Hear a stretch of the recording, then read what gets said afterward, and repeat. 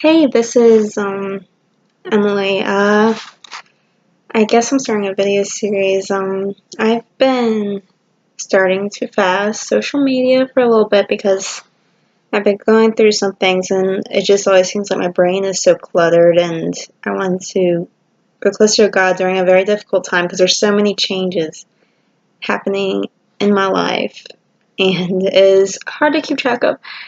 And I was kind of freaking out quite a bit, and I was dealing with a lot of pain that I just haven't confronted. Um, so it's the end of day 2 without social media. It's 10:55 at night, so I'm in my pajamas. So that's why I don't look so good.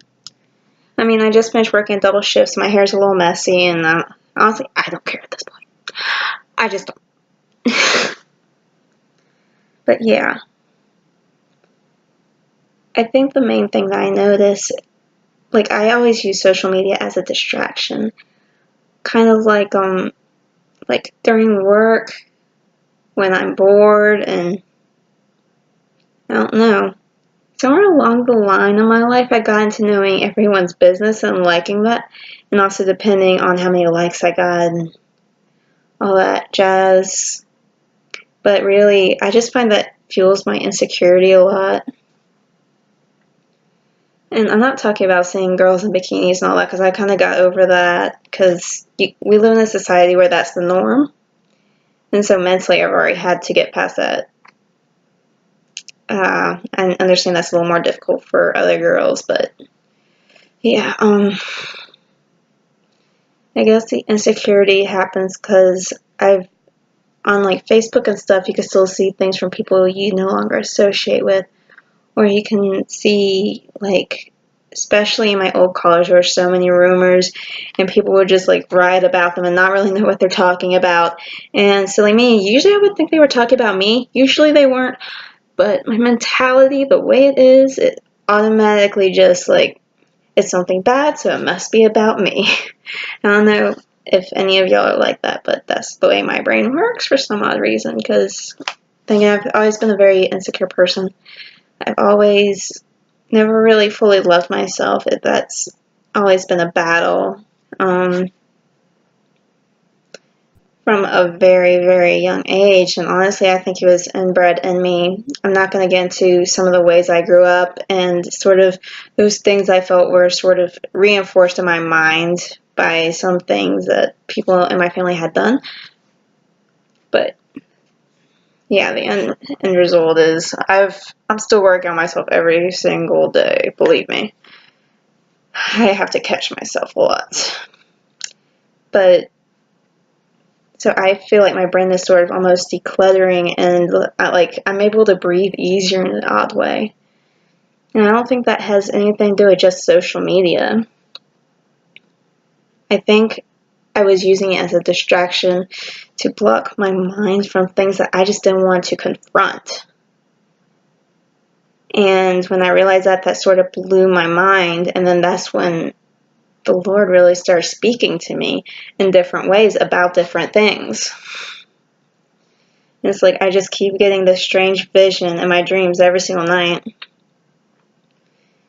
where like I'm in the studio recording an album and I can't really sing, but I've always wanted to, but it looks like I'm going to get the chance anyways.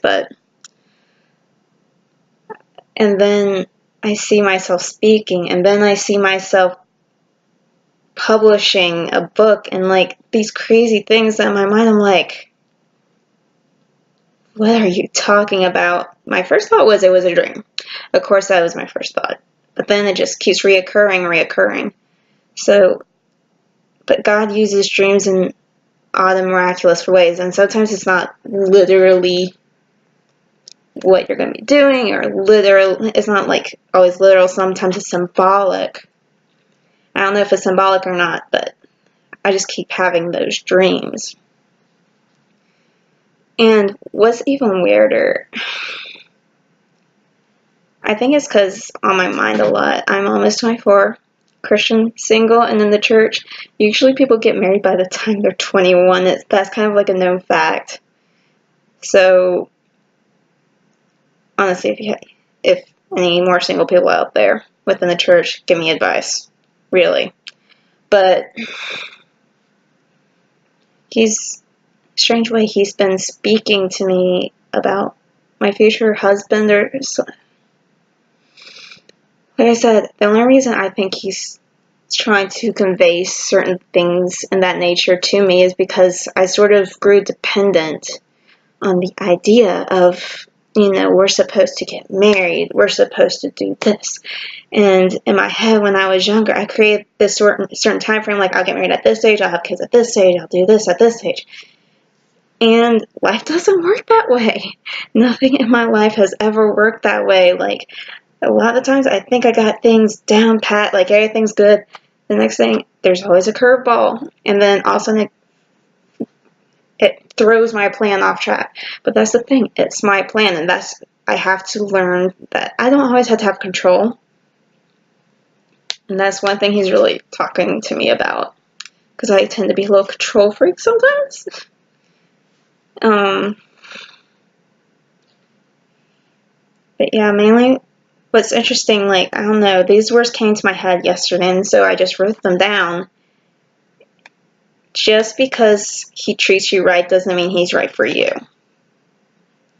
It hit me in my gut, quite honestly, because I have met many a guy who treated me right, so I immediately in my mind go like, oh, maybe he's the right one because I'm not used to being treated so well. And the fact is, okay, my husband's going to treat me right. Okay, that's going to be a requirement, but my point is, I haven't been used to being treated really the way I should be, and that's been part of my downfall. And so when it happens, when after something horrible happens and I never think I'll ever be desired or wanted again, and a guy shows up and starts treating me right, that doesn't mean he's right for me. Okay? And like 9 times out of 10, it will not turn out well. In fact, it'll just explode. And so that's one thing he really pushed to the front of my mind. I need to stop pushing and pushing, because honestly, the guy is supposed to pursue you. If he is a man of God, he is meant to pursue you. However, I do think there's an issue in churches where they're teaching the women to wait, but they're not teaching the men how to pursue and when it's okay to pursue. And that does bother me just a bit. So that's part 1. There's just so much reeling in my mind. I'm trying to think of ways I could say it to make it make sense to you, whoever's watching this, or if anyone's watching this, or if I'm watching this like 20 years from now, I might not even understand myself. I don't 98% of the time right now, quite honestly.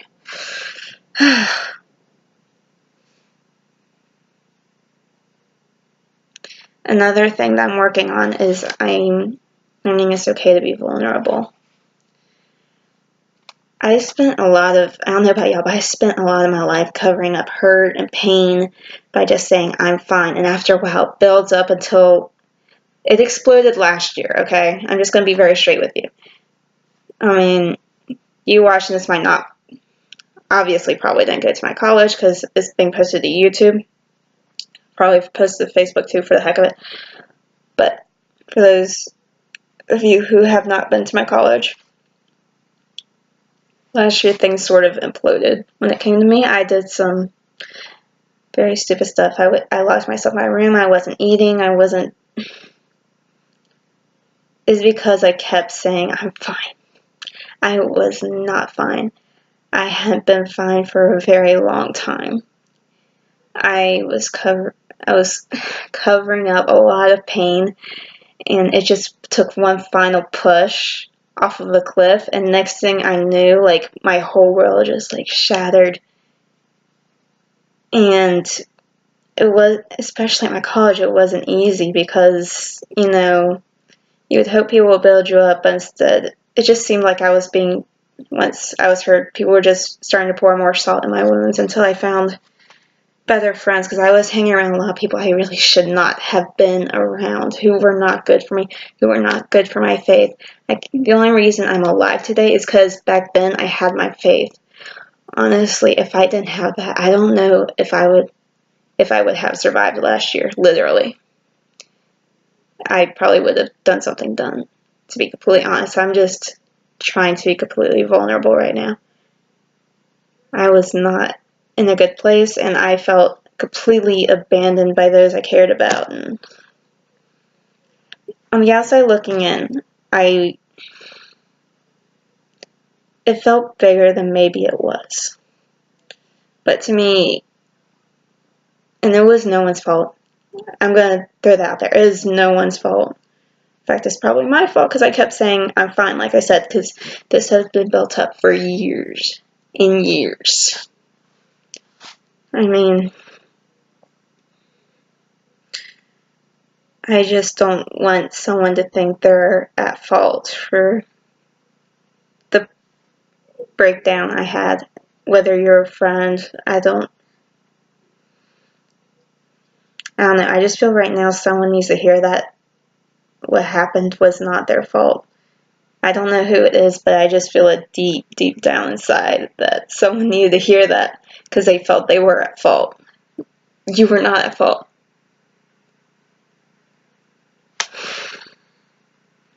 There are certain situations, and I should have guarded my heart, but a lot of it stems from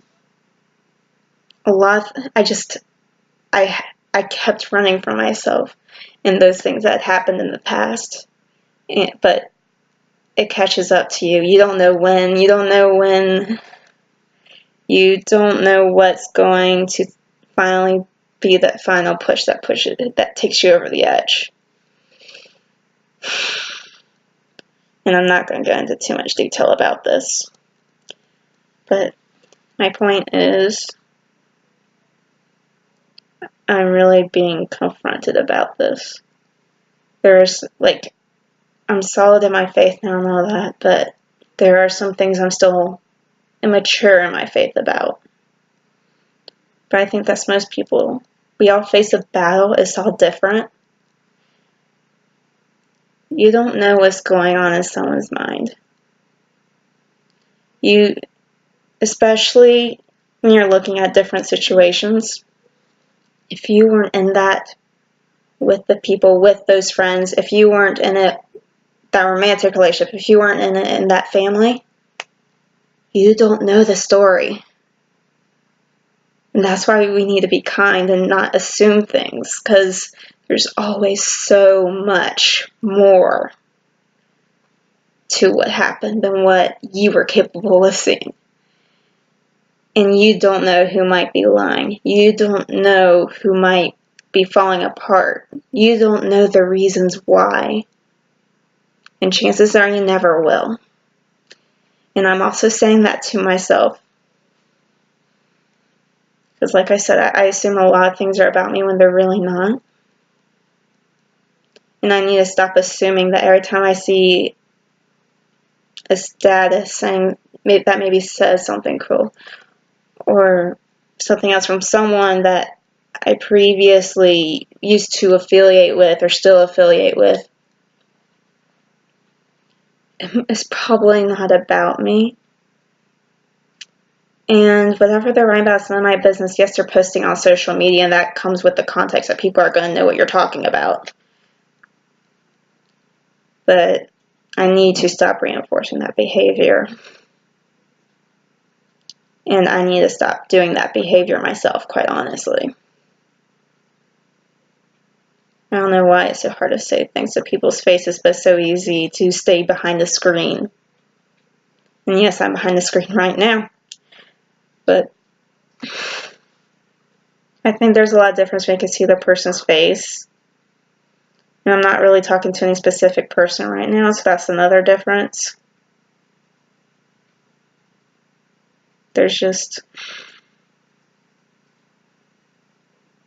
It's hard to guard your heart in a world that likes to expose it and milk it for all it's worth. That's all I'm saying.